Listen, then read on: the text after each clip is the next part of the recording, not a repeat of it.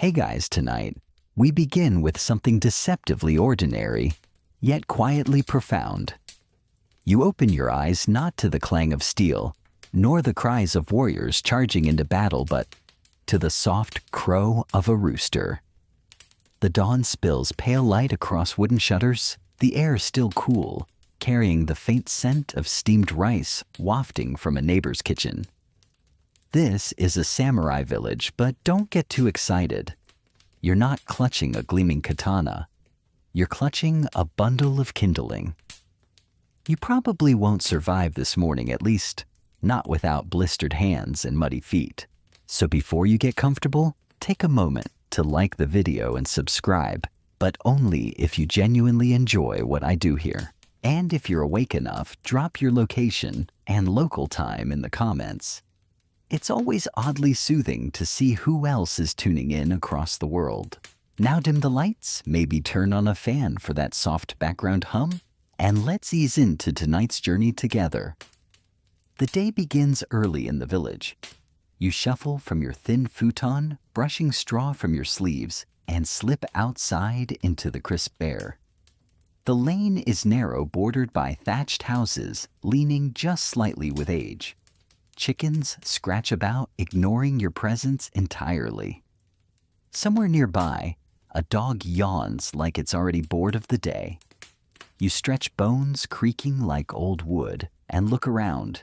You might have thought a samurai settlement bristled with warriors, but most of what you see are farmers, merchants, and artisans. Contrary to popular imagination, swords don't dominate every corner.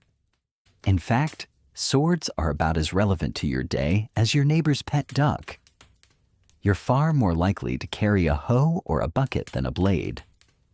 Historians still argue whether the majority of lower-ranked samurai even owned katanas for daily use, or if those prized weapons were reserved for formal displays and ceremonial occasions. Either way, you're not drawing steel before breakfast. The first task: firewood. Every household needs fuel, and while it might sound mundane, a neatly stacked pile of kindling is the difference between a hot bowl of miso soup and a cold, resentful silence at the dinner mat. You stoop, gathering split logs, the rough bark leaving streaks of dust across your hands.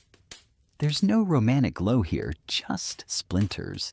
From the street, you hear women already pounding rice in tall mortars, the rhythmic thump, thump, thump, blending with the rooster's crow. The sound is oddly hypnotic, like a sleepy drum beat. It's one of those background noises that you stop noticing until suddenly you do, and then it fills your ears entirely. A neighbor calls out, waving a wooden rake like it's a royal scepter. He's not training to fend off invaders. He's just on his way to the paddies, where the work is endless and the mud is knee-deep. You nod, knowing you'll be there soon enough, trudging alongside him. Before that, though, there's breakfast: a bowl of rice, a sliver of pickled radish, maybe a sip of tea if you're lucky. Nothing fancy, nothing cinematic, just fuel for your body before it's asked to do 12 more hours of labor. You glance at the wooden rack outside your home. The sandals hanging there are worn straw unraveling at the toes. You'll patch them later because a trip to the village sandal maker means a day's worth of rice in payment, and your harvest isn't exactly generous this year. You mutter under your breath, joking to yourself that Nike hasn't opened a shop here yet.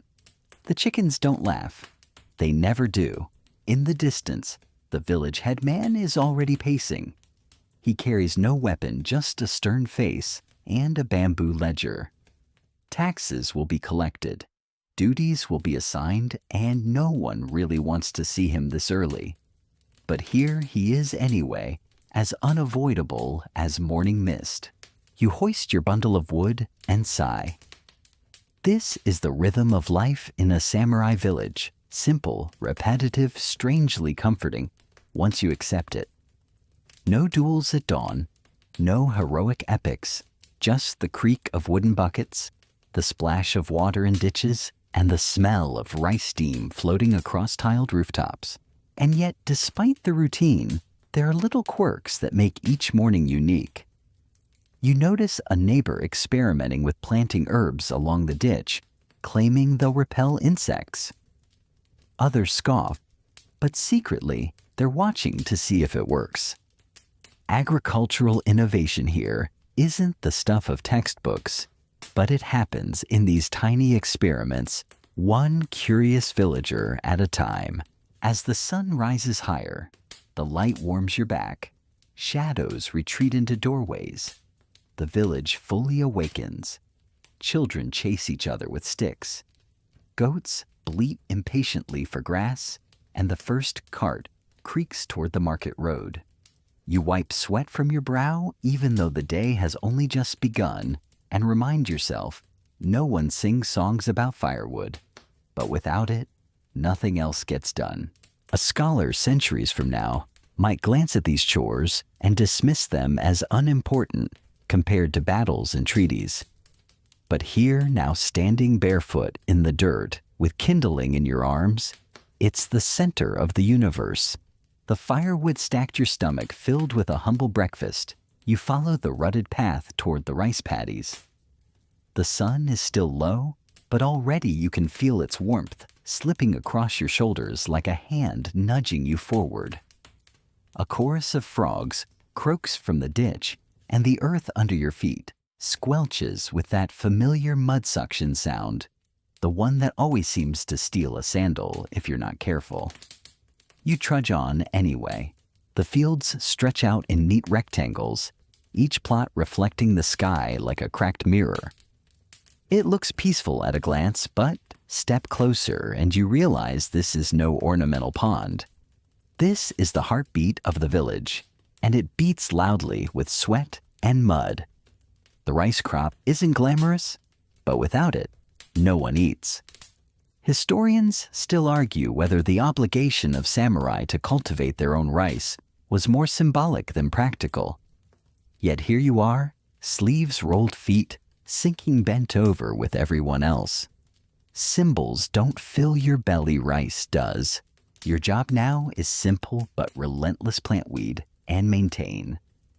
You grab a bundle of seedlings, each slender stalk dripping water, and press them into the muck. Over and over, row by row, your back arching like a drawn bow. Someone nearby starts chanting, not a grand war hymn, but a work song. A low, repetitive hum to keep everyone's rhythm steady. You hum along, even if you don't know the words. The air smells of wet soil and crushed plants mingling with the faint tang of manure. The fragrance isn't exactly candle-worthy, but it's oddly grounding. You find your breathing slowing, your mind settling into the repetition. Each seedling is like a tick on a metronome, marking the steady march of hours. You glance at your neighbors. One man works with the precision of a carpenter, his rows straight enough to impress the gods. Another woman, less concerned, lets her lines wander a bit. Her plot will look tipsy by the end of the season. But no one will really care, as long as it grows. That's the quiet secret of village life. Perfection is praised, but survival is enough. At one edge of the field, children splash barefoot, driving away crows with wooden clappers. It's their chore, but also their fun. You envy them a little, remembering when mud fights were more important than yields. These days, you can't risk bruises on your hands. Those are your tools more valuable than any blade. The paddy water ripples as a frog leaps, landing with a plop that startles a dragonfly into flight. You pause, chuckle softly, then get back to planting. Humor is cheap, but it's the only currency that never runs out in a village. As the sun climbs higher, the work grows heavier. Your back aches, your fingers cramp, and sweat drips down your nose, stinging your eyes. You rub your face on your sleeve, leaving a streak of mud that makes you look like a lopsided warrior. But don't get carried away. This battlefield is fought with seedlings, not swords. Every so often you overhear conversations drifting across the fields. Someone debates whether a new type of millet might grow better on the drier slopes. Another swears that planting by moonlight increases yield. Historians still argue whether such practices were superstition or early agricultural science. But to the villagers, it's both tradition wrapped in practicality. You nod, storing the tidbit away, though you'll probably forget it the next time you're ankle-deep in muck. A water wheel creaks nearby, lifting irrigation from the river. It's a marvel of engineering in its own modest way, turning slowly, dripping steadily. Without it, half the field would wither. You pause to watch impressed, despite yourself. It's not a castle turret, but it's more useful here. By midday, the sun presses down like a hot hand. You straighten, groaning vertebrae popping like firecrackers. A farmer jokes that you sound older than the village headman, and you laugh, though you feel like he's right. You glance at your reflection in the paddy water mud-streaked hair plastered to your forehead eyes, squinting against the glare. You look like everyone else, which is both humbling and oddly reassuring. Lunch comes a simple bundle of rice balls wrapped in leaves. You sit on the edge of the field legs, dangling in the cool water, munching quietly. The taste is plain, but after hours of bending and planting, it feels like a feast.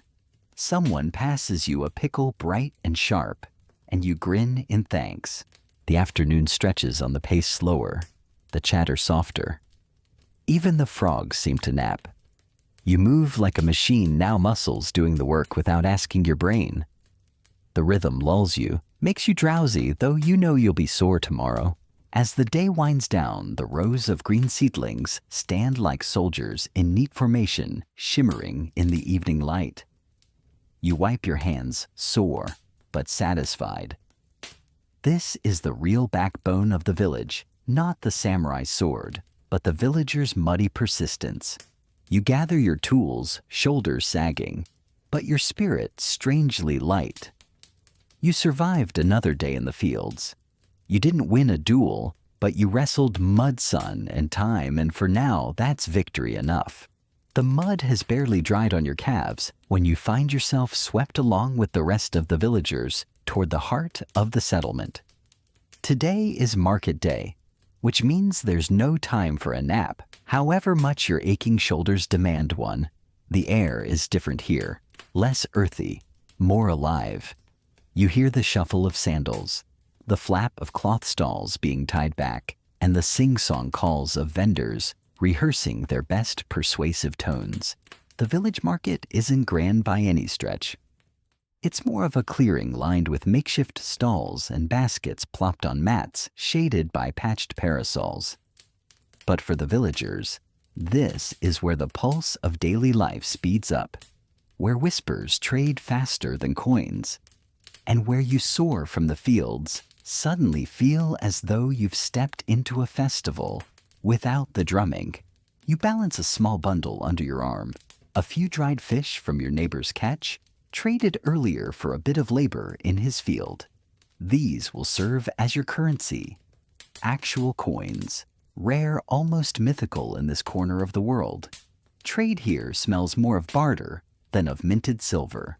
At one stall, a woman hawks bundles of herbs, their fragrance sharp and tangy, said to soothe stomach aches. She winks and tells you to chew one leaf. Before drinking sake, apparently, it keeps headaches away. Historians still argue whether these remedies worked or were simply placebos wrapped in ritual. But in the village, no one doubts them enough to skip them. You nod politely, slipping one sprig into your sleeve. Who doesn't want insurance against a pounding head? The chatter around you rises like a tide. A farmer complains about tax collectors, muttering that they skim more than the rice hulls. A carpenter boasts that his new water bucket doesn't leak, even though you can see damp patches spreading at the seams. Two children squeal over a stall stacked with simple toys, carved spinning tops and bamboo whistles. You smile, remembering when you longed for one, though you mostly ended up with a stick and imagination. Nearby, a cloth merchant unrolls indigo-dyed fabric, the deep blue catching the afternoon light like trapped twilight. The dye smells faintly of fermentation, sour but oddly comforting.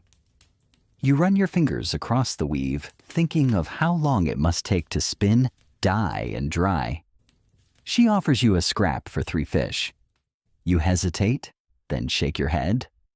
3 fish might buy a whole afternoon's worth of gossip later. Priorities. Then there's the ever-present figure of the tax collector. He doesn't need a stall. He just hovers ledger in hand, reminding everyone of their obligations. His presence feels like a cloud drifting over the sun, cooling the chatter into uneasy quiet whenever he passes. You bow just enough to be polite, but not enthusiastic. Enthusiasm gets noticed. Being noticed means owing more. You are a villager, not a martyr. Amid all this, a small troop sets up near the center. Storytellers or maybe just wanderers hoping for a meal. One clears his throat dramatically, launching into a tale about a samurai who once wrestled a river spirit for the right to fish. The villagers lean in, children wide-eyed. You too listen, though you know the story is nonsense. Still, nonsense is pleasant, and it beats counting fish bones. Historians still argue whether these oral tales preserved fragments of truth or were simply entertainment layered with moral lessons. Either way, they pass the time, and that's worth something. A dog darts between legs, tail wagging, snatching at a dropped dumpling. Its owner scolds, but the market erupts in laughter. Humor here is collective. You laugh not at the joke itself, but because everyone else does. That shared rhythm of amusement is as binding as rice glue. You stop at another stall, this one stacked with clay pots. The potter's hands are still streaked with dried slip, evidence of long hours at the wheel. He proudly explains that these pots can hold rice for a season without attracting mice, though he mutters that if mice do get in, it's definitely the rice's fault, not his craftsmanship. You buy a small one, handing over a fish, and feel absurdly triumphant. As the afternoon wanes, the smells shift. A vendor fries bean cakes over a brazier, the crisp scent mingling with smoke. Your stomach growls in betrayal. You promised it only rice and fish, but here it is demanding luxury. You buy one bite into it and nearly burn your tongue. The outside is crunchy, the inside soft, and for a moment, you forget your sore back. This is what victory tastes like, bean paste and ash. Gradually, the market begins to wind down. The storytellers pack their props, the cloth is rolled away, and the tax collector disappears like a crow who's already found enough to eat. You shoulder your small purchases, realizing your bundle of dried fish is nearly gone. But in their place, you carry gossip, fabric scraps, and a pot that hopefully keeps mice out. Fair trade, really. The lane home is quieter, filled with the rustle of bamboo in the evening wind. You look down at your hands, still stained from rice paddies, now dusted with market grime, and shake your head. No swords, no duels, just mudfish, gossip, and bean cakes. And yet you realize this is what holds the village together. The samurai might defend it in theory, but it's the barter and chatter that actually make it live. The path back from the market winds gently uphill, carrying you past a low stone wall where moss clings in soft patches.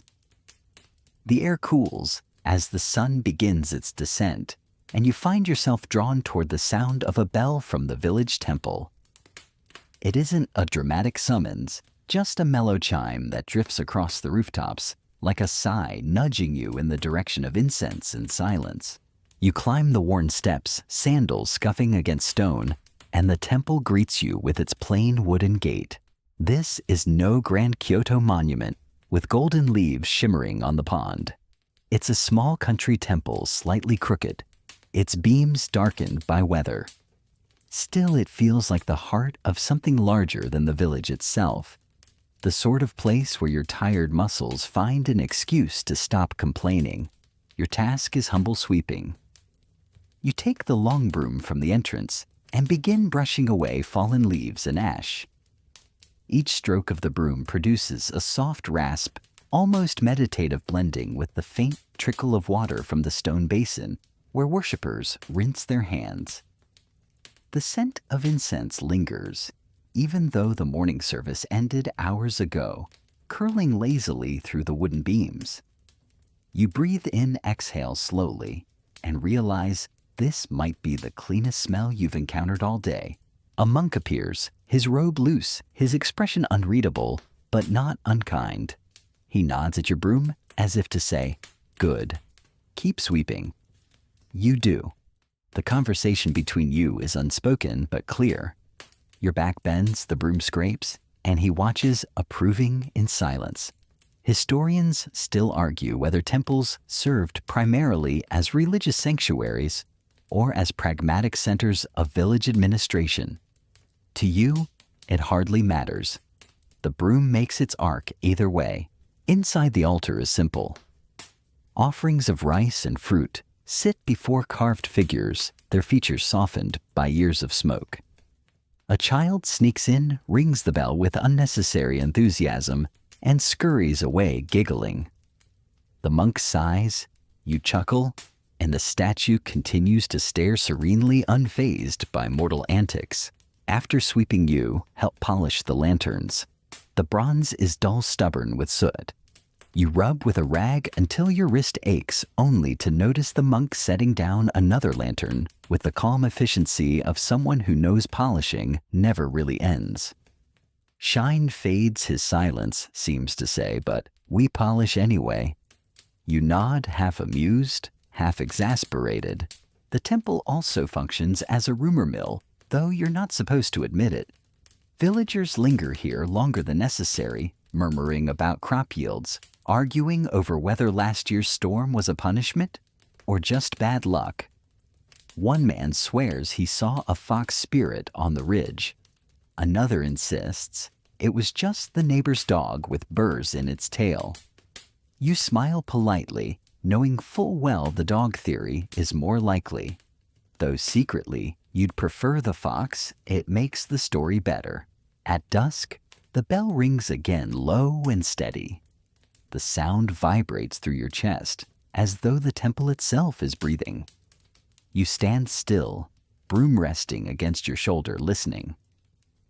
In that moment, the fatigue from the market, the mud from the patties, even the bean cake you regret eating too fast, all seem to soften. You're part of something humble, routine, but enduring. The monk approaches once more, handing you a small sweet made of rice flour. Payment for sweeping, though he doesn't call it that. You bow, take it, and chew slowly. It sticks to your teeth, but the gesture feels oddly luxurious, like you've been rewarded by heaven itself. On your way out, you pause at the shrine to clap your hands twice, bowing in thanks. Do you believe a deity is listening? Maybe. Historians still argue whether these rituals were acts of true faith or simply tradition carried out for social harmony. But in the cool twilight, palms tingling from the clap, it hardly matters. The act itself calms you, grounding you as surely as the broom's rasp on stone. Descending the steps, you notice the village spreading out below, smoke rising from hearths, the smell of supper drifting up. Children chase each other in the lanes, their laughter mixing with the fading toll of the bell. You shoulder your broom, still streaked with dust, and smile faintly. Swords might be symbols of samurai life, but here tonight it's the sweep of straw bristles that feels like real discipline. You make your way home, fireflies sparking in the grass. The temple recedes into shadow, but the rhythm of its bell still hums faintly in your bones. Tomorrow the leaves will fall again, the lanterns will dull again, and someone, maybe you, will sweep once more. That endless repetition might bore a chronicler, but here it feels like the steady breathing of a village that knows how to endure. By the time you leave the temple behind, the sky has deepened into that in-between blue where shadows stretch long, but the lanterns haven't yet been lit. You turn into a side lane where small houses cluster close together, their walls leaning in like old friends gossiping. It's quieter here until the unmistakable sound of children erupts. Laughter shrieks the thud of bare feet on dirt. This is the realm of chores, where children, instead of swinging wooden swords, like in kabuki dramas, are armed with buckets, baskets, and the occasional stubborn goat. You spot one boy struggling to coax a goat out of his neighbor's garden, pulling on a frayed rope, while the goat munches with the determination of a retired sumo wrestler. You don't intervene. This is how lessons are learned. A little girl passes you with 2 wooden pails balanced on a yoke across her shoulders. She's maybe 8, but she walks with the rhythm of someone twice her age, carefully, steadily eyes on the path that leads to the communal well. The buckets clunk softly, water sloshing. That sound, more than a drumbeat, is the soundtrack of the village evening. Historians still argue whether the heavy lifting expected of children was necessity or cultural training. But here, no one debates. Everyone simply pitches in. You remember your own childhood bent over chores instead of scrolls. You probably imagined you'd be different when you grew older, that one day you'd be the warrior striding down the lane. But here you are, still carrying wood, still patching sandals, still getting outsmarted by goats. Life's comedy writes itself. Near another house, you see a group of children huddled in the dirt, carving small toys from scraps of wood. One whittles a tiny kite, its edges uneven but full of ambition. Another fashions a spinning top, testing it on the packed earth. It wobbles, then spins smoothly, and the group claps as though they've just witnessed a miracle. For them, play and work blend seamlessly. Carving a toy sharpens skills they'll use later for tools or weaving. A mother calls out, waving a ladle, and 2 reluctant helpers shuffle inside to grind barley for supper. The sound of the mortar thump grind thump joins the evening chorus. A toddler trails behind, dragging a wooden stick with absolute seriousness, convinced it's a weapon of great importance.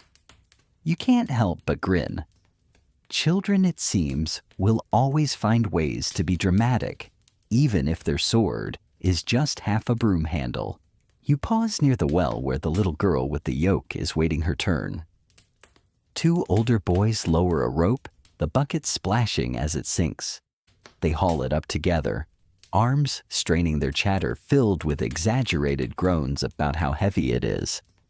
She rolls her eyes unimpressed, then takes her share of water and walks off with effortless grace. You suspect she'll run the village one day, while the boys are still bragging about muscles. Across the lane, another child squats in the dust-tracing shapes with a stick, circles, squares, then something that looks suspiciously like a crude samurai helmet. You chuckle. Historians still argue whether children in small villages received much formal education.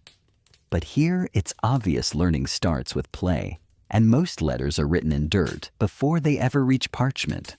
The air fills with the smells of evening cooking fish, grilling broth simmering the faint sweetness of roasted chestnuts.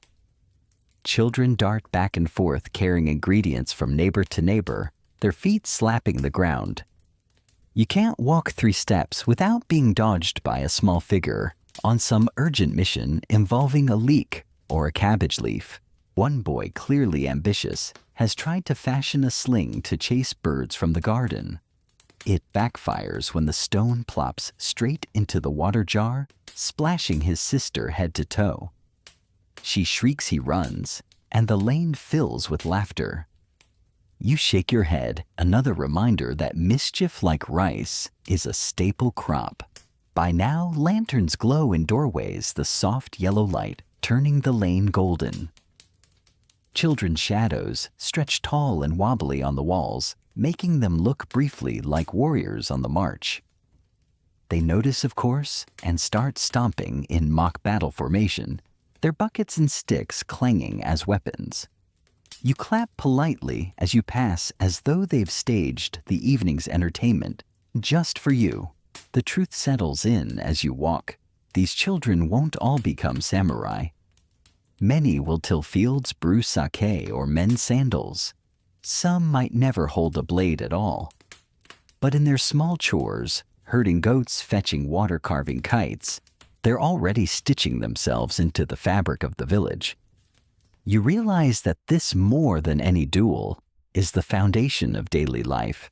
And as one last goat bleats triumphantly from a neighbor's roof, you laugh quietly to yourself. Swordplay might win songs, but goat wrangling wins the real battles. You follow the clink-clink of metal through the lane past the goats still negotiating property rights with a cabbage patch and stop before the low eaves of the smithy. Heat breathes out of the doorway like a summer exhale. Inside, sparks drift through dim air bright as fireflies, with an attitude, and the smell of charcoal wraps you in a smoky shawl that will not wash out, no matter how you plead with the bath bucket later. The smith, broad-shouldered hair tucked up with a strip of cloth, doesn't look up right away. His hammer falls in an even rhythm, shaping a red-orange blank into something sensible. Not a katana. A hoe. Of course, a hoe. You step across the threshold bow and take your station at the fuego. The box bellows, the true engine of this place. Your hands slide the wooden handle forward, and back, and the coals brighten, as if you've whispered a secret they very much enjoy. Air hums. Iron glows. The smith nods without words, the language of work already flowing between you.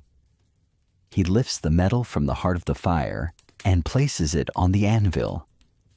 The first blows are careful, shaping the neck, thinning the blade.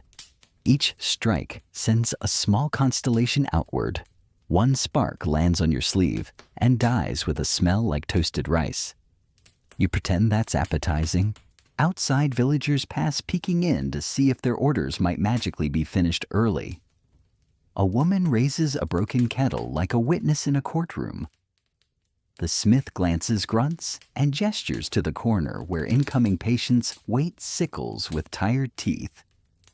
Pot hooks bent by someone whose stew got ambitious, a kitchen knife with a personality problem.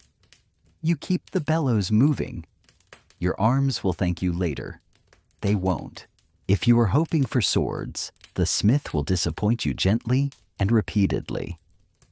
He explains for the 1000th time that flashy blades are the domain of specialist swordsmiths, licensed and fussed over, and that only the samurai class may wear the daisho, the paired long and short swords, as a mark of rank.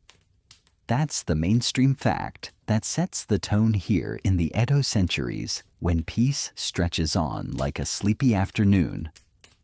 Blades are fewer, rules are firmer, and a village's iron appetite turns to tools that actually touch soil and soup. Meanwhile, hoes, sickles, chisels, saws, nails, and kettles keep the smith busy in ways a single ceremonial sword never could.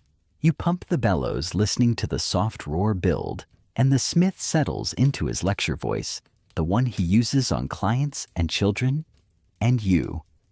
Iron, he says, doesn't care about your dreams.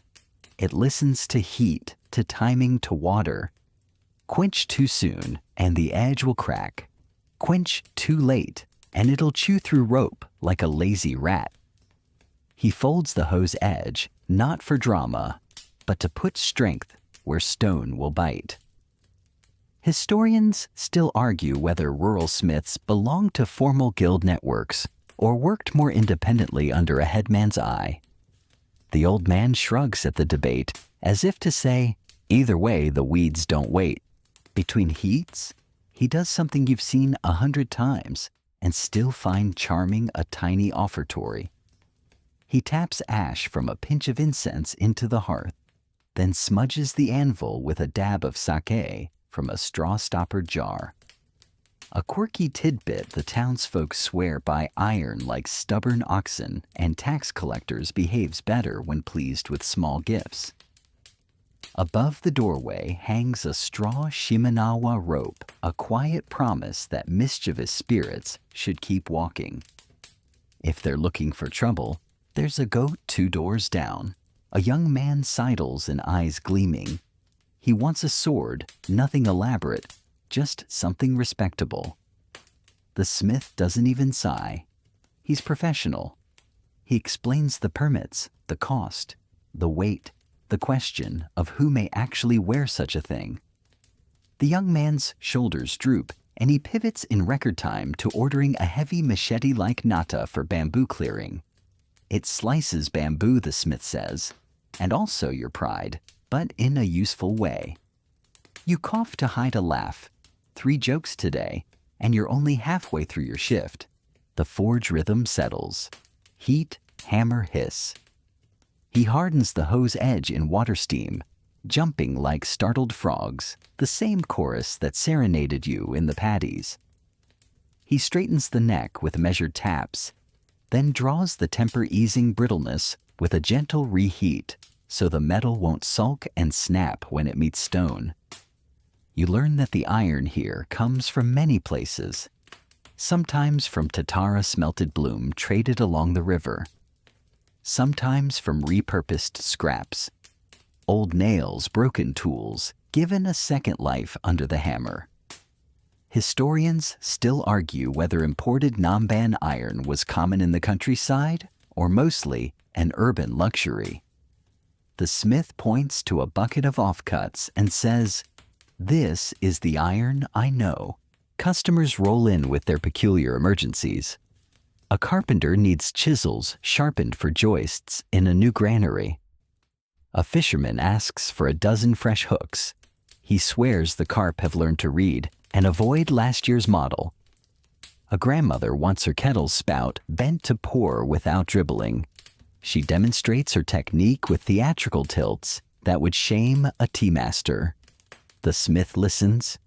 He is part metallurgist, part counselor, part translator of complaints into angles and heat. You notice something else. The smith rarely lifts his voice. The forge is loud enough. He speaks in an even tone, the way the temple bell spoke through your bones. This, too, is a kind of discipline, a drier cousin to the monk's silence and the farmer's muddy patience. You think of the child at the well walking like an adult with those heavy pails. The village seems to run on practiced quiet long motions, repeated so often they become a kind of music. During a lull, you set to work on repairs. There's a cracked ladle that can be riveted, a chipped kitchen knife that wants a new bevel, and that kettle, the one from earlier, with a hairline split near the base. The smith lines the crack drill's tiny holes and stitches it with soft iron staples before sealing it with a whisper of lacquer. Not pretty, he admits, but it keeps soup in. You remember the market potter's confidence and decide the village's greatest art form might be acceptable leakage. A breeze noses through the doorway, flickering the coals.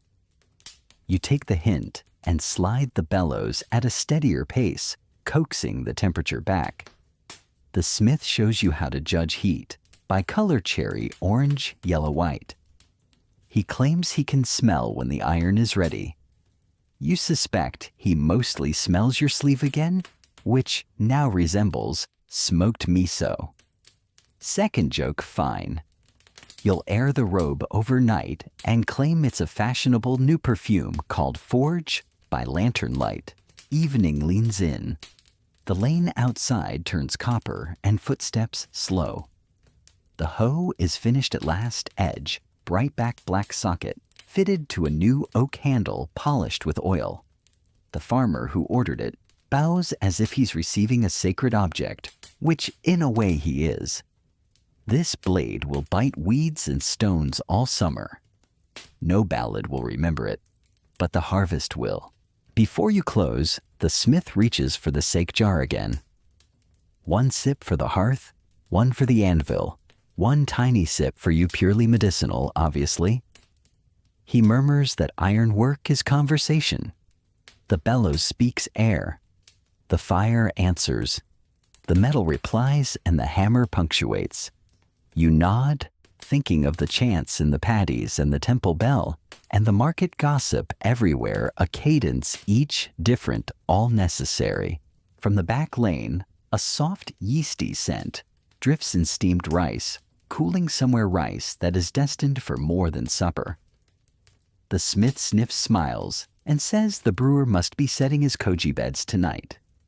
Your forearms ache, your ears ring gently, and the last sparks wink out like sleepy stars. You hang the hammer, sweep the cinders, and step into the night, carrying on your clothes the proof that you worked hard at something that won't make a song, only a village.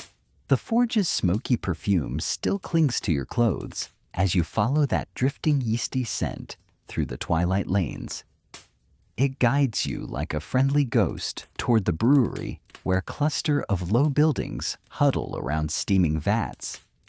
If the smithy was fire and sparks, this place is warm fog and damp wood, its air thick with a sweetness that's almost intoxicating.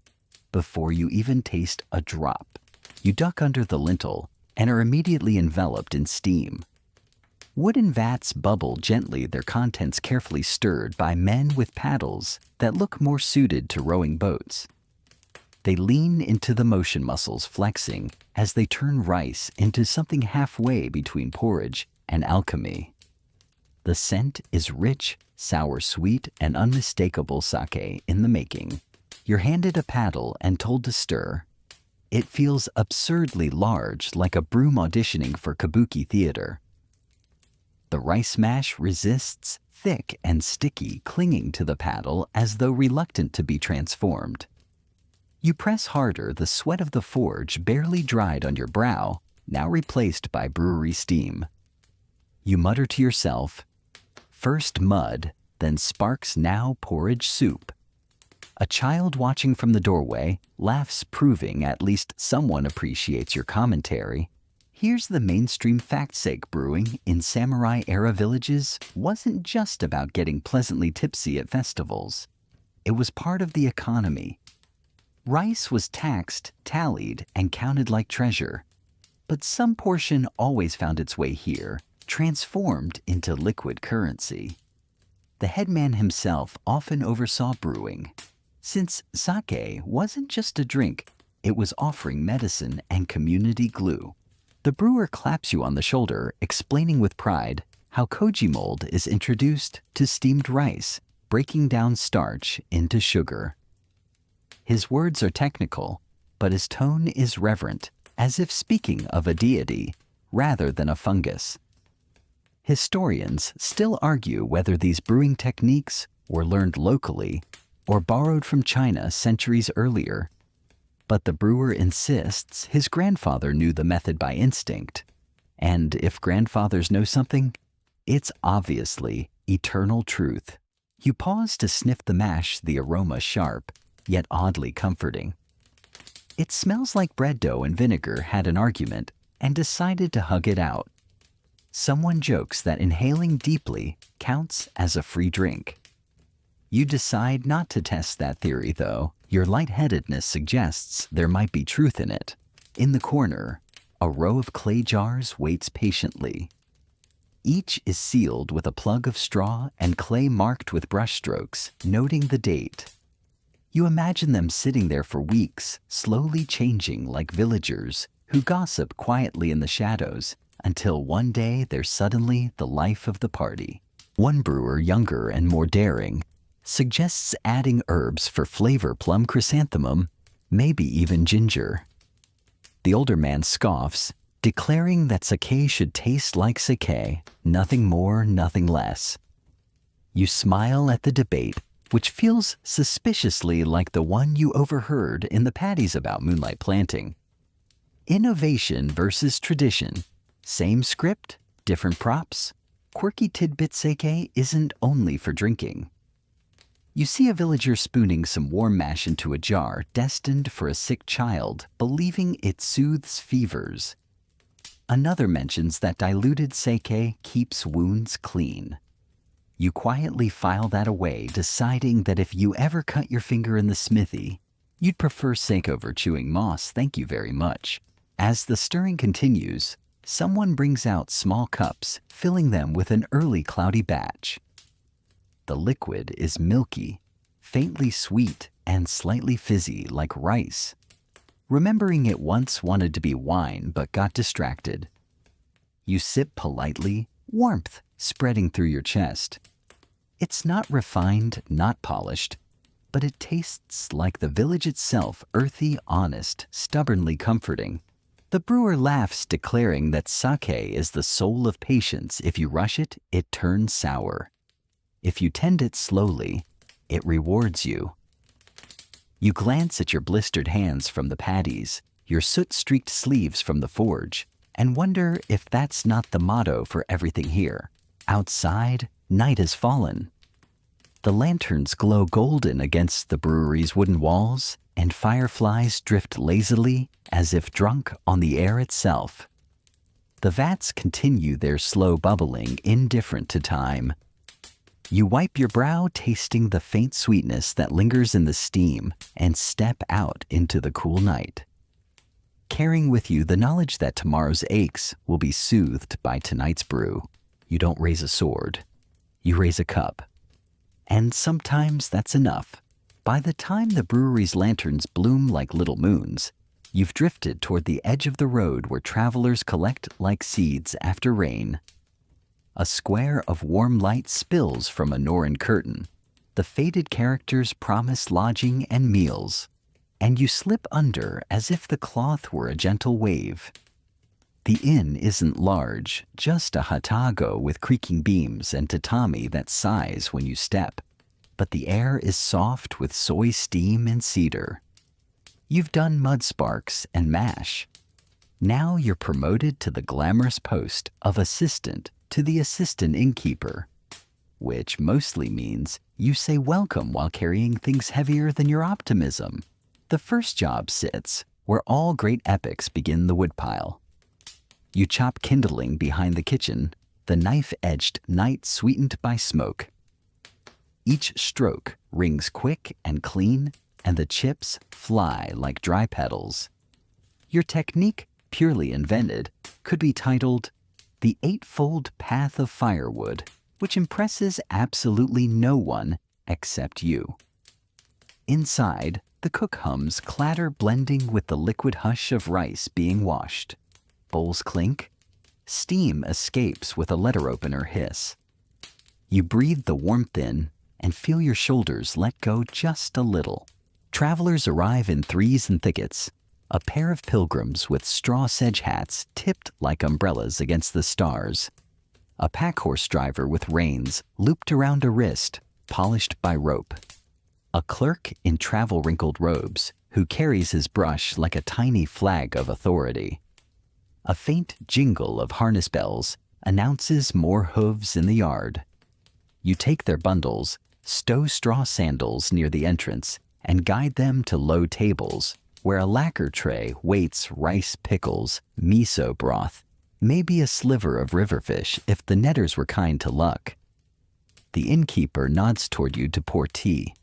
You do in steady arcs, as calming as the temple bell you can still feel in your bones. Here's a plain useful fact along the great highways, Tokaido, Nakasendo, and the rest, the shogunate maintained post towns where inns like this one kept official registers and served travelers according to rank. Daimyo and their retinues on Senkin-kotai cycles lodged at Honjin or Waki Honjin. Common folk like your group here settled into hatago grateful for hot soup and a flat floor. You help the clerk copy names into the ledger brush, whispering over paper. and wonder how many stories get pressed into that wet ink and never told aloud. Before sleep, you make rounds with a bucket sprinkling water on the packed earth outside Uchimizu to quiet the dust. It's a small ritual that turns the lane dark and cool, as if the night suddenly remembers how to be gentle. Lanterns bloom along the eaves. From the stable horses blow out long, satisfied breaths. Their bodies smell of straw and patience. You carry them nose-high buckets. They sip flapping lips, like old men deciding whether the tea is too hot. Back in the kitchen, the bath barrel Gumumburo creaks as it warms. You feed the fire beneath it, watching the surface quiver into little moons. The trick the cook warns is the plank step on it when you bathe, or you'll meet the heated iron and learn a quick new dance. Quirky tidbit whispered with a smile. Some inns rent extra pillows stuffed with buckwheat hulls for guests who like the sound of quiet rain in their ears. The rustle is soft and sandy, a cradle for people who cannot make their thoughts stop marching. You test one with a palm and think of the field frogs keeping time out by the ditches. The common room settles into its late warmth dulls, then glows again as a wandering storyteller unfolds a fan with a small thunderclap and bows. He is not a samurai, nor a priest, nor famous, but the room leans toward him anyway. He sketches a scene with his voice a fairy crossing in fog, a fox that might be a person, a debt paid in rice and kindness rather than coin.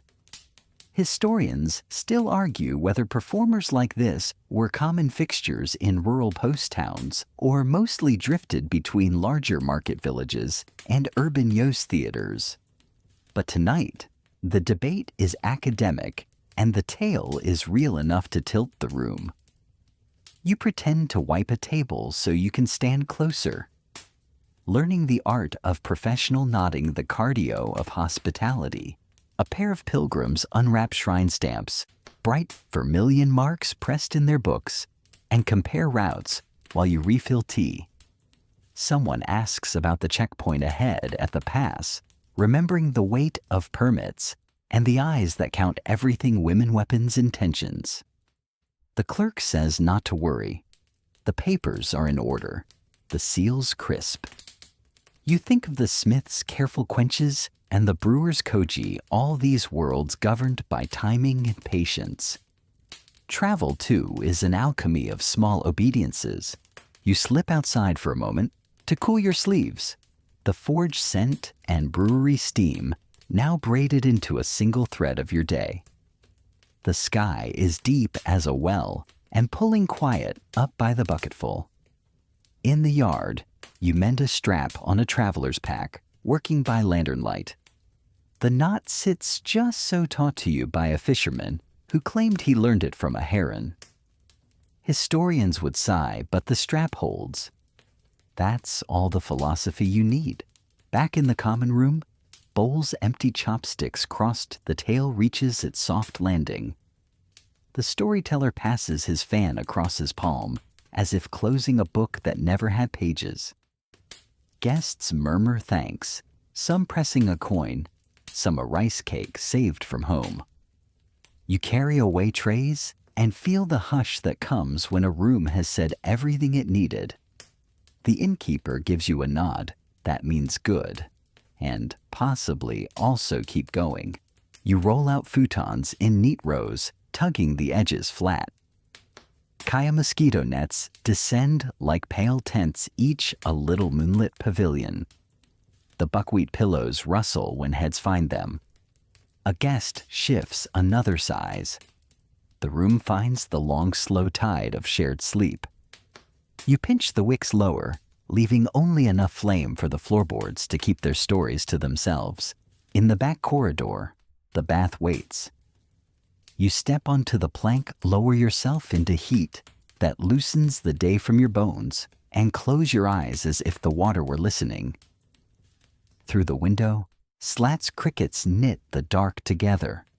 Somewhere beyond, a child laughs in a dream, a horse kicks softly, and a bamboo pipe knocks water finding its rhythm, then restarting the simplest clock. You dry with a towel rough as honest work, pull your robe close, and pad down the hall. The storyteller bedded near the door whispers, "Thanks for the tea you refilled without asking." You whisper back that the fox should visit the fairy again when the fog is kind. He smiles in the dark, and the room answers with a shared breath. Beyond the Norin, the highway settles. Tomorrow will push travelers along its spine again. Post towns counting footfalls. Checkers stamping their days' pack horses, tracing the same braided paths. For now, you slide the door hook it quiet and feel the inn exhale. From somewhere farther down the lane, you hear the wooden clack of a loom, a weaver testing her shuttle for the night's work, and you imagine indigo staining fingers as surely as soot, mash, and steam stained yours. The cloth will become sleeves that take forever, you were told. You smile, already turning your steps toward that sound. The loom's steady, clack-thunk, clack-thunk, greets you before you even step into the cottage. It's a rhythm that feels older than the village itself, a heartbeat made of wood and fiber. Inside, the air is thick with the smell of damp thread and crushed indigo leaves, sharp, earthy, and faintly metallic, like the scent of a storm trapped in cloth. You inhale cough once, then smile. Your evening job is clear. Lend a hand where you can without tangling yourself into the warp. A woman sits cross-legged at the loom hands, quick and sure, her shuttle darting between taut threads, like a sparrow in flight. The beams creak as if whispering encouragement. You settle nearby, tasked with winding bobbins. It seems simple until you realize thread has its own sense of humor, slipping and snarling like a cat that refuses to be petted. You mutter under your breath, "This is why swords were invented," and receive a chuckle from across the loom. Here's your mainstream fact for the night. Weaving and dyeing were lifelines in samurai-era villages, with women, and sometimes men, producing everyday cotton and where possible silk. Indigo dye, AEI, wasn't just color. It was protection. People believed indigo warded off insects and even healed wounds. Wearing deep blue wasn't only fashion, it was function. And that's why half the village seems wrapped in twilight. Beside the loom sits a clay vat stained a startling midnight hue around its rim. Indigo fermentation is as tricky as brewing sake and just as fragrant. You peek inside, wrinkling your nose at the swampy smell.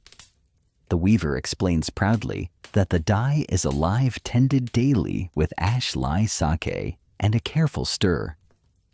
Historians still argue whether the techniques came from China, Korea, or were uniquely perfected here, but everyone agrees the process requires more patience than raising a goat, which is saying something considering goats eat roofs for fun. Once bobbins are wound, you help with dyeing. Skeins of thread are lowered into the vat, pulled out, and exposed to air. At first, they're green, startling against your fingers, but as the oxygen bites, the threads turn blue, deepening like dusk, swallowing the horizon. You stand mesmerized, watching alchemy in real time. The weaver grins, knowingly your wide-eyed awe is the same look children wear when their tops spin straight. Your quirky tidbit arrives with the gossip. Some villagers swear that indigo-dyed cloth cures snake bites. Others claim a sash of indigo keeps spirits away at night. Whether medical miracle or superstition, no one risks testing the opposite. You tuck the thought away, deciding an indigo headband might be useful insurance if you ever wander near snakes or spirits, or worse, the tax collector. The loom sings again. Clack thunk, clack thunk. You close your eyes and imagine the sound as a drumbeat for the village. Fields provide rice, the forge makes tools. The brewery brews patience, the inn gathers travelers. But the loom stitches all those pieces together, literally into garments that outlast seasons. Historians still argue whether village weaving was primarily subsistence or market-driven. But here the answer feels obvious. Everyone needs sleeves, and sleeves take forever. A child wanders in yawning, dragging a scrap of cloth that will one day be a sash. She curls up in a corner, lulled by the loom's rhythm. You envy her sleep seems easier when the world itself rocks you with sound. The weaver notices and smiles softly. She says the cloth is like the child row by row, thread by thread, growing without anyone noticing until suddenly it's whole. You nod, pretending you always thought of weaving as a metaphor for life. The night stretches on the indigo vat, sighing its swampy perfume, the loom tapping its steady song. You wind more bobbins, stain your fingers blue, and laugh when the thread knots itself into something that looks suspiciously like the goat's dinner. The weaver rescues it with 3 flicks of her wrist, leaving you convinced she's part magicianal. At last the shuttle slows, the last row beaten down. The fabric rolls forward, a length of deep, starry blue. You touch it reverently. It's rough now, but with washing, it will soften, drape, and wrap someone in twilight. Not a robe for a lord, not armor for a warrior. Just the daily cloth of a villager who works, sweats, and sleeps like you. And yet, it feels as sacred as any sword. You step outside, stretching sore legs. The moon paints the lane silver, and your fingers glow faintly blue under its light. Indigo stains, but you don't mind. It's proof that tonight you helped weave the village's skin. You walk home with the loom's rhythm still beating in your ears, wondering if maybe you'll dream in shades of blue. The dye still stains your fingertips as you drift toward the riverbank, where the night air cools into mist, and the world smells faintly of waterweed and smoke. The river is broad here, its surface whispering as it slides over rocks. Lanterns bob gently along the shore, swinging from poles stuck in the mud. Fishermen crouch at the water's edge, hands busy with nets that look more like spider webs stitched by patient giants. You join them, greeted with nods that say, "Welcome, grab a net." Your job begins with mending. You sit cross-legged on damp ground, fumbling with coarse twine, threading it through gaps torn by carp with more muscle than manners. The fisherman beside you, old enough that his hair is sea foam white, claims the fish have learned strategy. They read the knots, he says, then wriggle where the twine is weakest. You laugh softly, though a small part of you wonders if fish do, in fact, hold board meetings downstream. Historians still argue whether fishing communities relied more on river traps or line casting. But here the debate feels useless. Nets tear, and someone has to fix them. End of story. Lantern light reflects on the water, shimmering gold across the ripples. You hear frogs again, their chorus familiar now, mingling with the occasional splash as a fish leaps. A boy on the bank whistles sharply, and the carp scatter. He grins, convinced his whistle is the true secret of fishing. His father rolls his eyes and ties another knot. You think of the paddies where children clapped sticks to scare crows, and realize the village trains its guardians young, whether for sky or stream.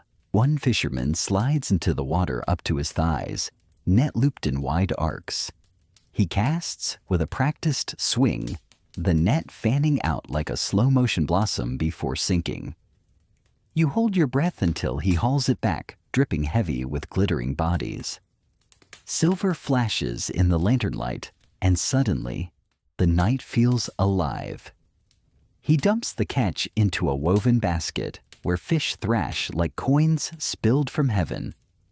You clap quietly, pretending you helped, though your nodding is still uneven. Here's the mainstream fact: fish especially river carp and ayu sweetfish, weren't luxuries but staples. Dried or salted, they traveled easily served as tax payments or flavored the miso broth on nights when rice alone wasn't enough. Without fish, the diet of this village would be duller, flatter. The fishermen know it, and so do you. As you work, someone tells a story about how cormorant fishing works farther down river birds, trained to dive with cords around their necks catching fish, but prevented from swallowing the biggest ones. You imagine it cormorants like tiny feathered employees working the night shift for scraps of pay. Quirky tidbit. Some say the birds enjoy it, proud of their catches. Others insist it's cruelty disguised as partnership. Historians still argue whether the practice truly began in Japan or filtered in from China centuries earlier. But either way, the image sticks in your mind: a fisherman, a bird, and a river negotiating under lanterns. Your hands ache from threading twine, and your shoulders stiffen, but the rhythm soothes you. Pass not, pull tighten. It's not unlike the loom you left earlier, only wetter and smellier. The village's fabric is woven in more ways than one. Midway through, the fishermen break for a meal. A fire crackles on the bank skewers of fresh fish roasting over the flames. You're handed one. Its skin-blistered crisp eyes cloudy white. You bite into it carefully, the flesh, hot, flaky, and faintly sweet with the smoke. Grease drips onto your sleeve, adding to the forge soot and indigo stains already marking you as a true jack-of-all village trades. Laughter rolls across the bank as someone claims the fish leapt willingly into his net out of admiration. His neighbor retorts that the fish probably mistook him for a log. You chuckle, sipping warm sake, passed in a cup that tastes faintly of river water. Later, you're invited to try casting. The net feels heavier than expected, waterlogged and stubborn. You swing, misjudge, and it plops into the river with all the grace of a drowned sandal. The fishermen howl with laughter, one clapping your back so hard you nearly join the net. But when you haul it up miraculously, it holds one twitching carp. Your grin is foolish wide and utterly unearned, but no one takes it away. In the village, even one fish is enough to call it a night's work. As the fire dies low, baskets fill and nets drip silently from poles. The river slides on eternal and indifferent, yet giving enough for another day. You gather your things, the smell of fish and smoke joining your growing collection of village perfumes. Above, the stars wheel reflected in the black mirror of the water. You walk back toward the house's basket. Light heart, oddly heavy with contentment. No swords, no duels, just nets and knots, laughter and lanterns. You glance at your single fish again, proud as if you'd defeated an army. Perhaps in a way you did. The river's cool mist still lingers on your sleeves as you cut back through the village lanes. Shadows stretch long across the packed earth, and a faint unease pricks your skin. Lanterns glow here and there, but between them, the dark pools like ink and the whispers of the night feel just a little too watchful. This is when the small band of local enforcers, the village's version of police, make their rounds, and tonight you're among them. Forget swords and glory. Your weapons are more likely a lantern, a wooden staff, and a voice loud enough to call the neighbors. The job isn't about duels in the moonlight. It's about keeping order when the shadows feel bold. You walk with two others, sandals crunching gravel lantern, swinging its light a soft bubble in the dark. The smell of fish still clings to you, which your companions tease you about. Good one says with a grin, maybe you'll scare the thieves away. Here's the mainstream fact: in the Edo period, especially under the Tokugawa shogunate, villages were expected to police themselves. Samurai lords ruled from afar, but daily safety depended on collective watch groups. 5 family units, called gonengumi, bound together to prevent and report crime. If one household slipped, the others carried blame. Tonight, you embody that principle. 1 lantern, 3 villagers, the uneasy peace of shared responsibility. You pass the rice storehouse first, its heavy doors barred and double-bolted. Inside lies the village's treasure, not gold, not jewels, but grain. To lose it would be disaster. You pause, check the locks, and trace your hand over the wood warm from holding the day's heat. Someone jokes that mice are the worst thieves here. Another mutters that tax collectors are second place. You all laugh softly, careful not to wake the guard dog curled nearby. Down another lane you hear a rustle. The lantern beam catches movement, just a boy sneaking out with a stick pretending it's a sword. He freezes, eyes wide, caught between fear and defiance. You lower the lantern and tell him gently to go home. His shoulders sag, and he shuffles off, muttering about becoming a warrior someday. You sigh, amused. Historians still argue whether such night patrols were strict deterrence or more symbolic reassurance.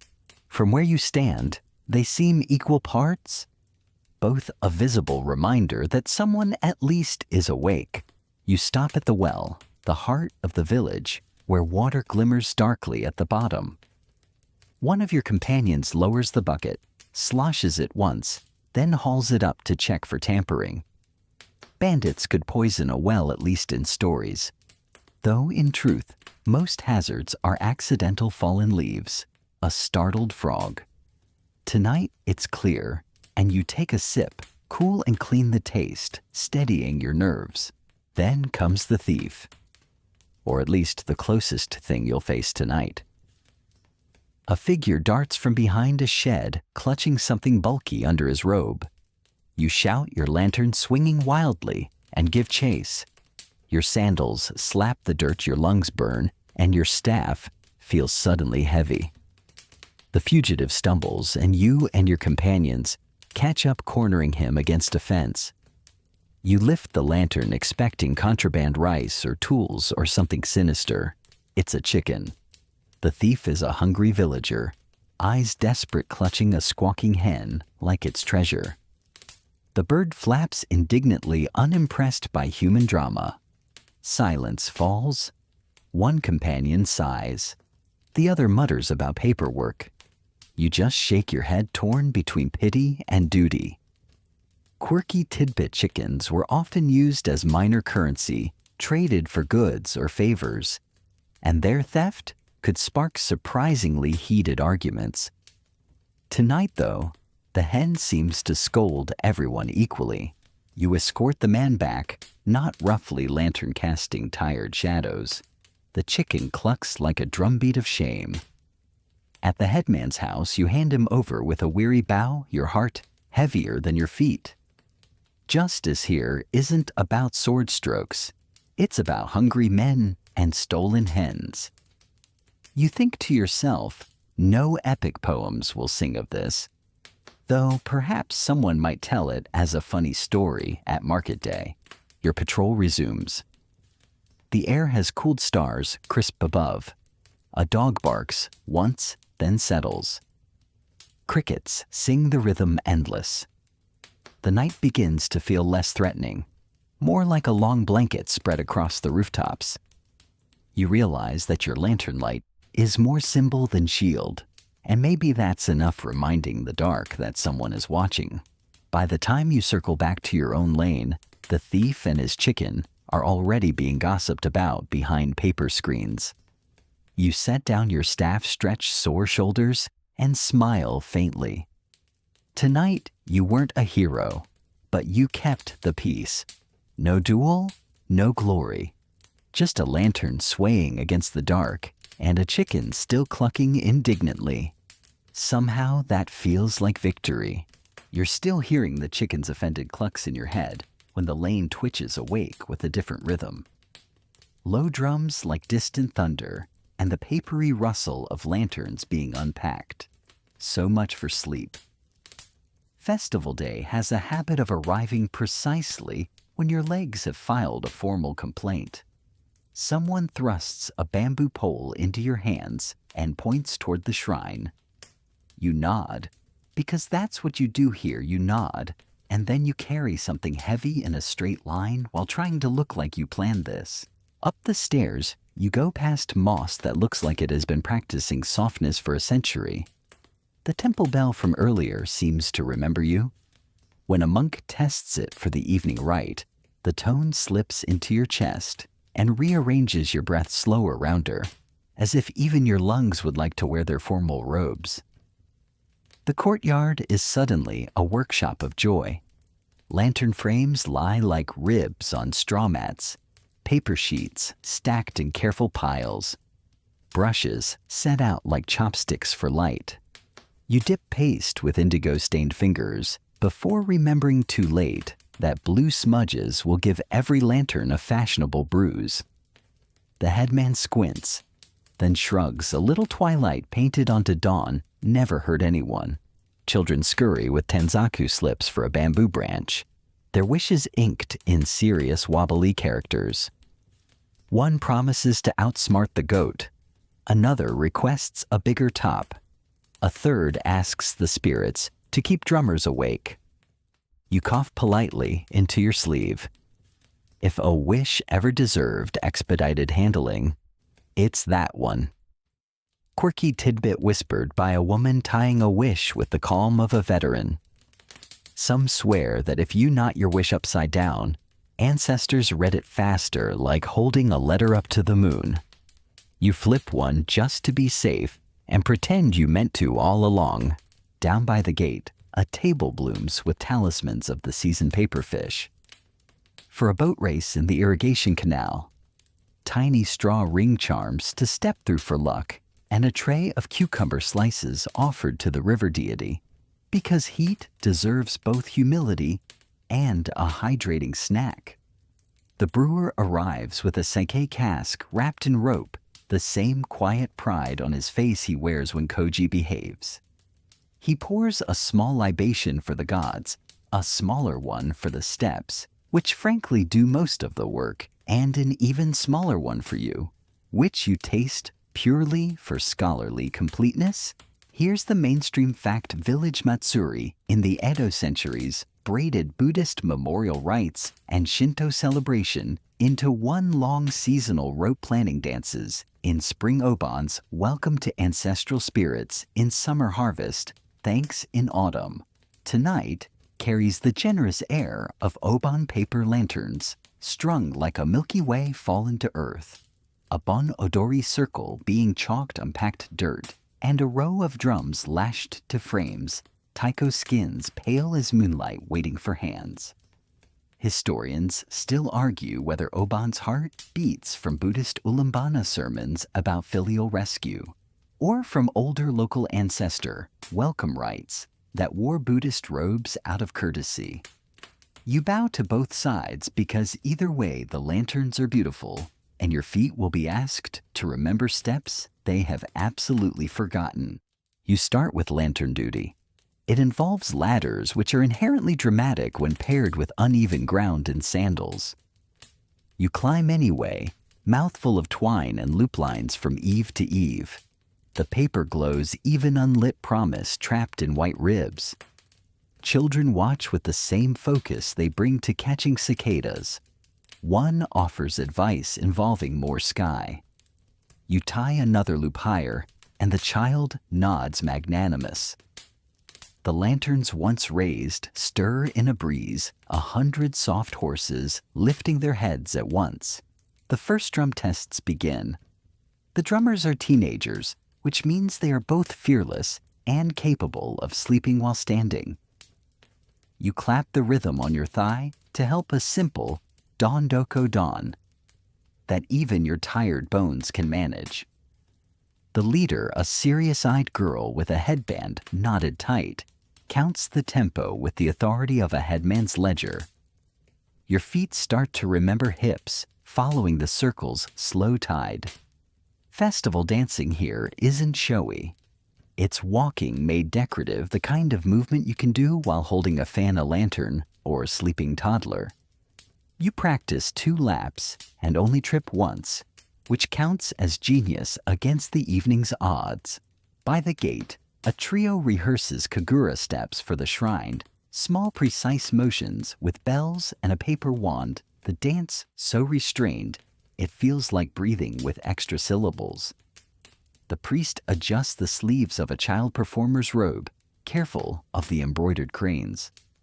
You step back to watch struck again by how every craft you touched today, grain iron, cloth, fish, rises now into motion and color. The forge taught patience, the loom taught rhythm, the brewery taught timing. The festival borrows all 3 and puts them in one gentle glittering loop. A vendor sets up a tiny brazier, flipping sweet rice cakes until they blister. The smell lures half the lane, and you trade one of your better jokes for a skewer. It works. The vendor laughs and adds an extra brush of soy. The first bite is smoky and soft childhood and hearth stitched together. Over your shoulder, the market cloth seller ties a fresh indigo band around a child's head, mosquito charm or swagger. It's hard to tell and unnecessary to choose.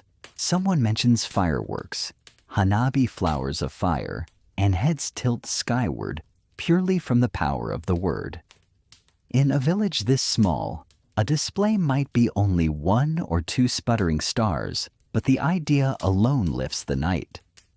Historians still argue whether hanabi slipped into rural life from early urban fascination, or if small towns nurtured their own powder experiments for earlier rites. You decide all fireworks arrive the same way, a gasp of bloom, and neighbors remembering they share the same sky. The procession forms with the shyness of people who have known each other forever, and yet still want to do this properly. At its center, the portable shrine, mikoshi, rests on poles like a napping ox that will wake the moment you lift. You slide under a pole with the confidence of someone who forgot about their shoulders until this exact second. On the first hoist, everyone groans. The polite village groan that means light as a feather, by which I mean a very heavy feather. The mikoshi rocks bells, chiming, and a ripple goes through the onlookers, as if the invisible guests, the ones with your upside-down wishes, have taken their seats. You take slow, deliberate steps, testing the rhythm the drummers throw down. The lane glows now in full lantern light. Shadows find softer edges. At corners, children wave paper fish. The goat, uninvited but expectant, peers from a roof with the regal calm of a magistrate. Someone tosses mochi into the crowd, mochi maki, and you instinctively raise a hand, then lower it, deciding that catching sweets with dignity is harder than it looks. A grandmother snags 2 with ease and tucks one into your sleeve with a conspiratorial wink.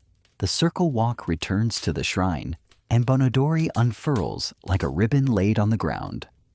You join at the edge because edges are kind to clumsy feet. The steps forward side turn clap become hypnotic, tide, pulling you along. Around you, talk softens to breath. Breath softens to the swish of sleeves, the soft clack of geta, the steady don doko don. A toddler asleep in a sling bobs like a lantern. His mother moves in time without waking him. You think of the buckwheat pillows at the inn, the way they rustled like rain. This dance makes the entire courtyard into a pillow for thought. Between songs, you help relight a lantern that has sighed itself dark. Your flint sputters, then catches, and the paper glows again like a cheek embarrassed by praise.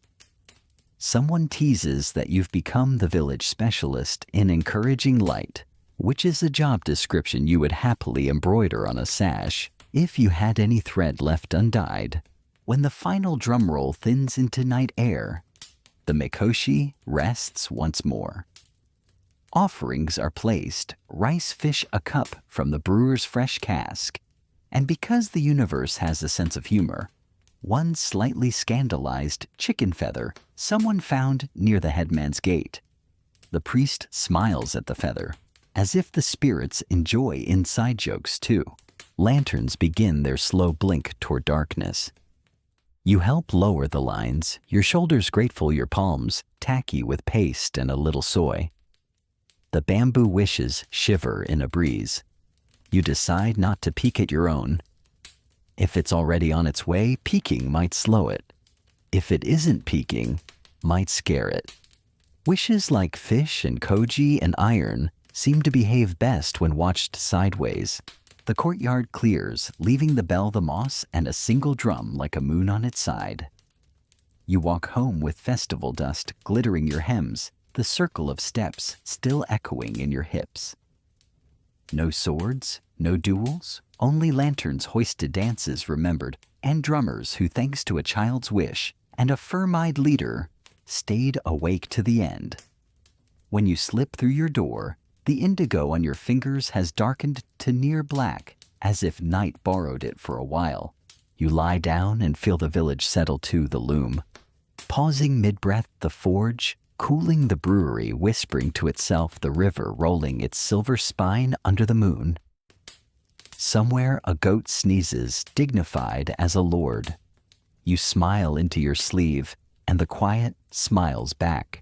Morning returns with the soft ache of festival steps still humming in your calves, and a faint perfume of soy and smoke in your sleeves. Before you can consider a nap, the steady knock of a wooden pestle calls you like a temple bell in miniature. It's the medicine maker's cottage, the kusharia. And today you owe a few hours of hands and lungs, preferably lungs that can dodge sneezes. You slide the doorbell and step into a room where shelves rise like tidy mountains, each drawer labeled in neat brushstrokes. Angelica, licorice root, ginger, perilla, magnolia bark. The air is a forest walked through tea, the scents layered, peppery, resinous, sweet, with a top note of please don't spill that. The apothecary, knotting his hair with a clean strip of cloth, places a mortar before you, the stone cool and faintly rough. Ginger and kudzu, he says, tapping the bundle for neck stiffness and chills. You nod and begin to grind the pestle, murmuring in circles that your shoulders will complain about later. The paste releases a heat that climbs into your sinuses and marches them into attention. Between turns, you draft your first joke of the day. You've become a weather station forecast, says spice with a chance of tears. The apothecary does not laugh. The mortar does very quietly. On a low brazier, a kettle ticks toward a patient's decoction. Not toki shigyaku to, the apothecary claims, though he winks as if recipes have local dialects.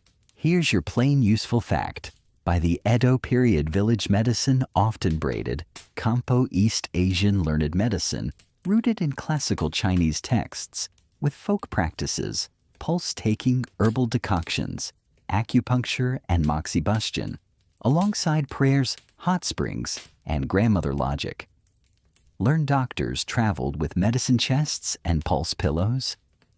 Village kusharia, like this one, filled the daily gap with herbs and common sense. You watch the apothecary place 3 fingers on a man's wrist, eyes half closed, as if listening for a drum he once knew. The door rattles, and in shuffles, a farmer wrapped in a coat of complaints coughs sore back the suspicion that last night's mochi is sabotaging him from the inside. He sneezes. You lean away so fast you nearly flavor the mortar with your elbow. The apothecary moves like a conductor, ginger here, apricot kernel there, a pinch of licorice to make it all behave. Boil to 2/3. He tells the farmer's wife, sip warm. Then he adds the real medicine rest. The wife bows. The farmer pretends not to hear. Your second joke of the day forms and escapes rest. is the one prescription this village stocks in perpetual shortage. The wife laughs. The farmer sneezes again, proving your point with emphasis. On the wall hangs a tiny straw charm from the shrine, looped with red thread.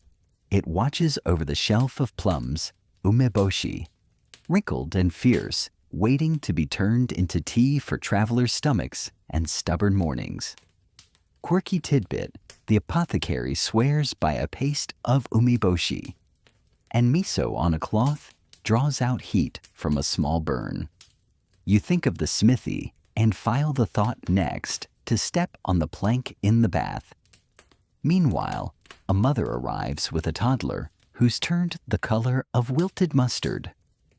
The apothecary brews thin rice gruel with a whisper of salt and instructs spoonfuls and a cool cloth. No swords here, just bowls patience and a towel that remembers every forehead in the village. He shows you moxa next, okyu. Little cones of dried mugwort, pinched between fingers and placed on mapped points along the back, like a constellation you had to learn upside down. He lights one the ember breathing an orange kama and lets it smolder until the heat blooms beneath the skin. The room fills with a toasty, leafy smell. You will leave here scented like a roasted chestnut and pretend that was your plan all along. Some families mark children with small moxa scars that they point to proudly proof of toughness or of grandparents determined to outnegotiate illness.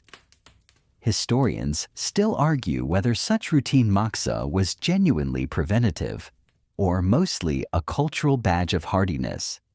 The children argue not at all because they know when grandparents have already won. A traveling bone setter arrives thin as a bamboo reed and twice as flexible. He carries a roll of splints and a smile that says he's seen every wrist in 3 provinces.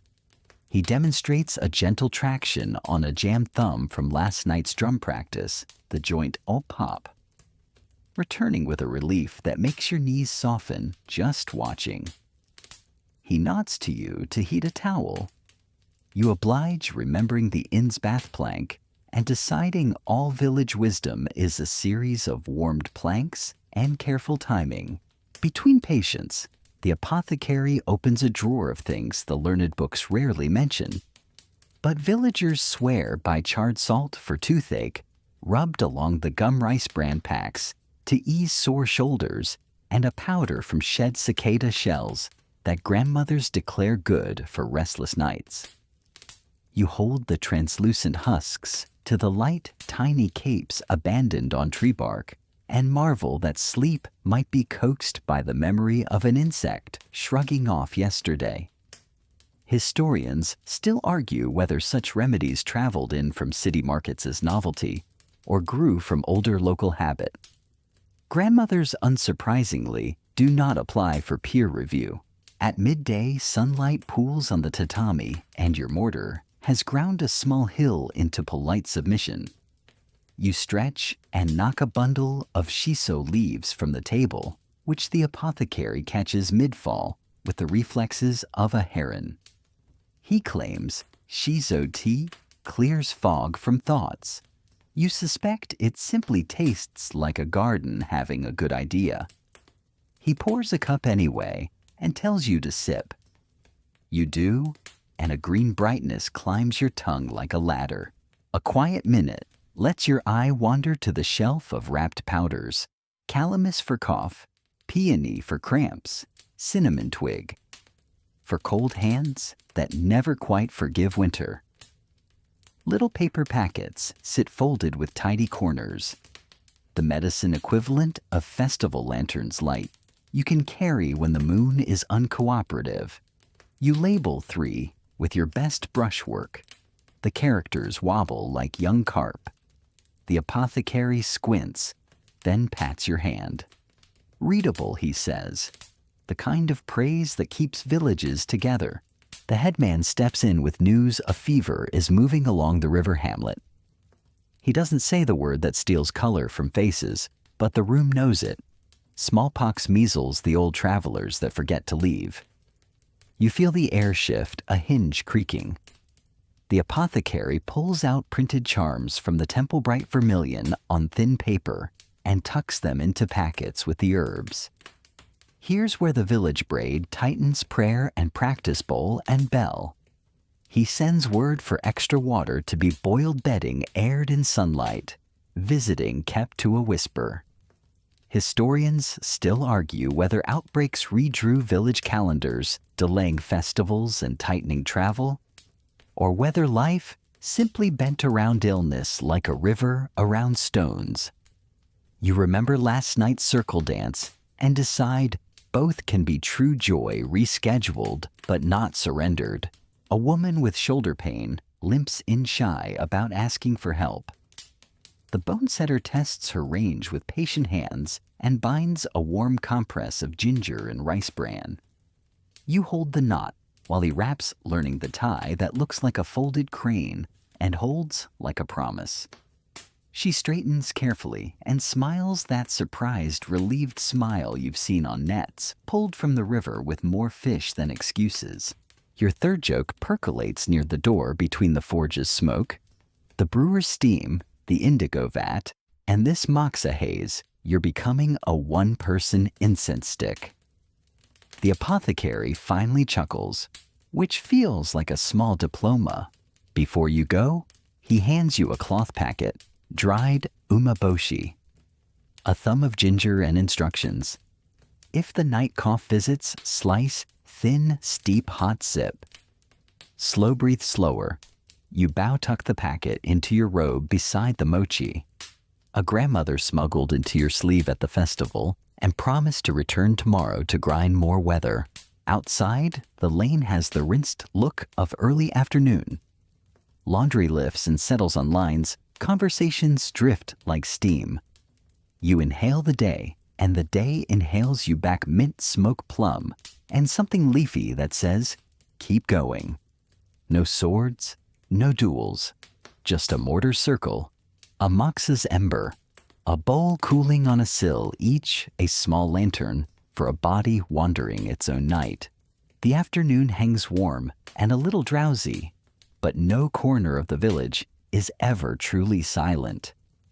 You step back into the lanes and the soundscape shifts from pestles and mortars to voices low bright, sometimes sharp. It's gossip hour, and in a samurai village that isn't about swords, the gossip is the thread that sews neighbors together. You follow the hum toward a doorway where women sit cross-legged mending straw sandals with needles as curved as question marks. You settle beside them, take up a pair in need of stitching, and lean into the chatter like a participant in a long-running play. The sandals are worn thin straw unraveling from too many trips between patties, temple forge, and back again. You stitch, pulling the cord snug, and your ears fill with the true currency of the village stories. Who traded rice for fish without counting carefully who's hoarding wood before the festival? Who spilled sake on the shrine steps and tried to wipe it before the gods noticed? A neighbor swears the brewer's cat drinks leftover mash and staggers home like a drunken pilgrim. The circle erupts in laughter. You prick your finger with the needle and hide it smiling anyway. Mainstream fact in Edo-era villages, information traveled orally. Lanes and wells were the newsstands. Without gazettes or letters for most folk, gossip was the way to track taxes. Marriages lost livestock and edicts from above. The official notices nailed to boards were one thing. The whispered interpretations behind paper screens were another. Historians still argue whether this grapevine strengthened communal bonds or merely inflamed tensions. But in practice, it did both, and neither could be separated from daily survival. The gossip tonight tilts toward the Lord's castle in the distance. Someone says a new retainer has arrived from Edo, with sleeves so wide he can't fit through doorways. Another insists the Lord's daughter is learning to write poetry on colored paper, and that the poems are either brilliant or hopeless depending on who you ask. You add your own joke. Maybe she writes about goats eating rooftops. The sandal circle laughs again, and you realize your contribution has upgraded you from sandal mender to licensed gossip participant. A boy rushes in with news 2 travelers argued at the inn about the checkpoint toll. The boy embellishes wildly, adding that one threatened to duel. Though you know from experience, the most dangerous weapon at the inn is an overcooked chestnut. Still, the rumor grows legs, and soon everyone is dissecting whether the magistrates will raise the tolls again. Quirky tidbit tolls often shifted with festivals, harvests, and even rumor itself. Villagers swore the price went up if the clerk's breakfast was too salty. You stitch sandals, the straw biting your fingers, as another tale unspools a fox seen near the shrine, walking on 2 legs, wearing what looked like a pilgrim's hat. Some say it's a trickster, some say a blessing. A grandmother mutters that foxes bring both. Historians still argue whether such tales masked coded political satire or were simply folklore woven into everyday life. You nod sagely, deciding either way the fox deserves applause for balance. As dusk leans in, sandals pile neatly beside you, the circle tightening around lamplight. A girl practices brushwork on scraps of paper, copying overheard poems and rumors alike. Her characters wobble like sandal straps, but she's making a record in her own way. You sip barley tea someone pours warm and faintly nutty, and the gossip shifts into memory. Who sang best at last year's Oban? Who fell asleep on patrol? Who danced 3 steps left instead of 2 steps right? Your third joke arrives naturally. If gossip were rice, we'd never be hungry.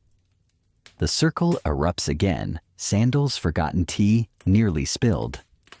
Laughter is its own glue, and tonight it binds the menders, the travelers' rumors, the fox on 2 legs, and even the staggering cat into one long shambling story. You set aside the finished sandals.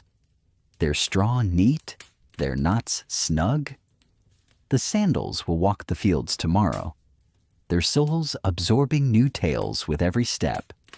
You stretch your legs, hob to the group, and step back into the lane where lanterns blink awake one by one.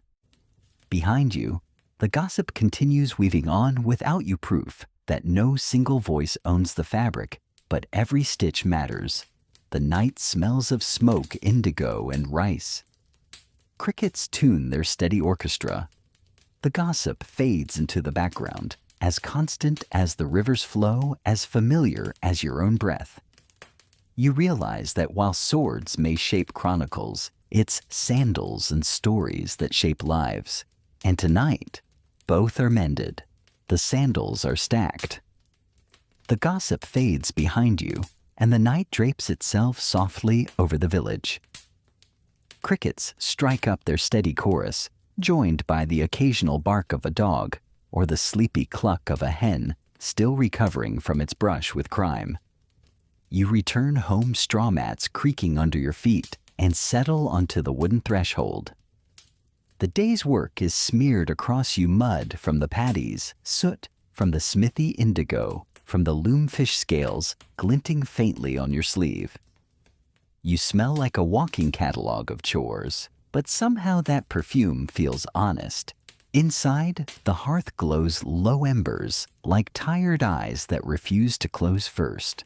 You kneel, add a stick or 2, and watch the flames take with the gentleness of someone being coaxed back to life. A kettle murmurs on the hook, promising one last cup of barley tea. You sip the warmth, settling into your chest, as children outside chase fireflies with jars, their giggles blending into the night like an echo of drums from the festival. Here's the mainstream fact that steadies your thoughts. Edo period village nights often ended not with drama, but with routine closing gates, checking fire watch, offering quick prayers to the household altar. You light a small stick of incense bow to the kamidana shelf with its paper talismans and whisper thanks that the rice is stored. The forge is cooled. The vats are fermenting. The nets are hung to dry, and the sandals will walk again tomorrow.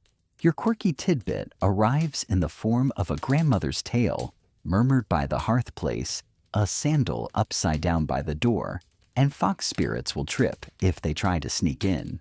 You turn one sandal discreetly, just in case. Historians still argue whether such home rituals were protective magic, playful custom, or simply excuses to amuse children. You smile because whatever the origin, the sandal looks quite content with its new duty. The lane outside quiets. Lanterns gutter low paper trembling in the faint breeze. A few men finish their patrol staffs, tapping the ground with slow reassurance.